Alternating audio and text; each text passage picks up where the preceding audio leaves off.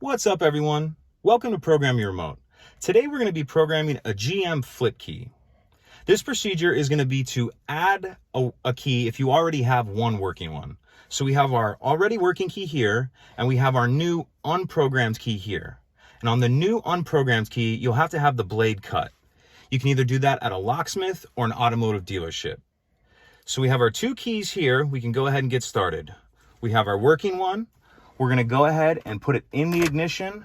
We're going to turn it to on. Then we're going to turn it to off and remove. Take our new key, put it in, turn it to on, and then turn it to off. And now this key should be programmed. Let's go ahead and start to test. That's a working key. If you have any questions, please let me know. If you could take a second to like and subscribe, it helps us out and I'd appreciate it. Thank you.